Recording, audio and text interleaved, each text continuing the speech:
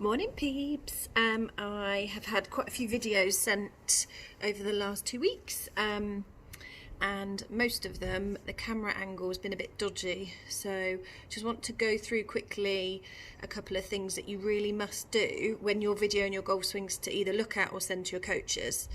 So what we should do is 2 swings, one from front on, one from side on. Now what I'll show you is a couple of little things, what massively changes just because of your camera angle. Well, camera 1 down the line, so when you're videoing it, what you want to have is your camera kind of in line with your hand position. Ideally you want it a little bit higher, so it's kind of height of your hand position. At the moment my camera's on the floor, so it's looking up a little bit. So from this position you could put a club on the floor, you could put the little square thing in your phone just to kind of concentrate on that area, but ideally you want to be directly this way. So that's whether you've got a wedge in your hand or you've got a driver, it's still the same camera angle. So that's what we call down the line. And the other is directly face on. So again, can you kind of get smack bang in the middle of your body using maybe an alignment stick or something to help with that. What you don't want to do is kind of be slightly to the side, because that changes the look and the dynamics of your swing when you're trying to tweak it.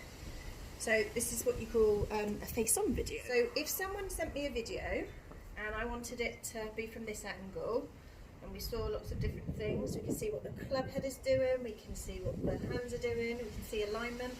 But if I do that same swing and I move, let's say the camera angle, or I move my body angle and do exactly the same swing, or do it the other way,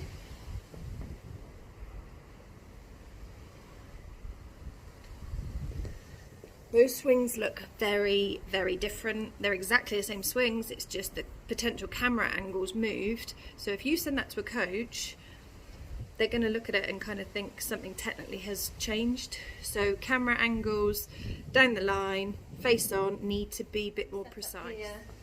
Good posture. And suddenly I am over there, or over there. Just looking at posture alone, that suddenly goes from good position to suddenly, because the camera angle's in the wrong place, looking slightly hunched, to because the camera angle's in the different angle, slightly upright.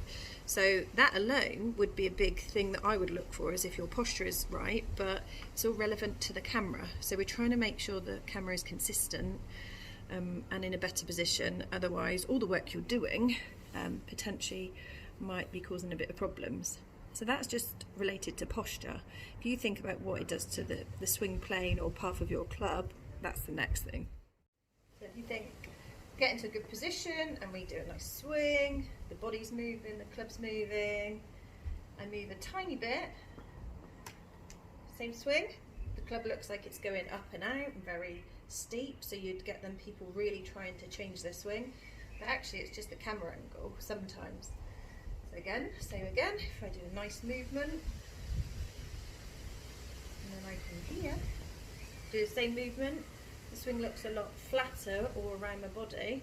Again, people might try and change that just because visually it doesn't look quite right.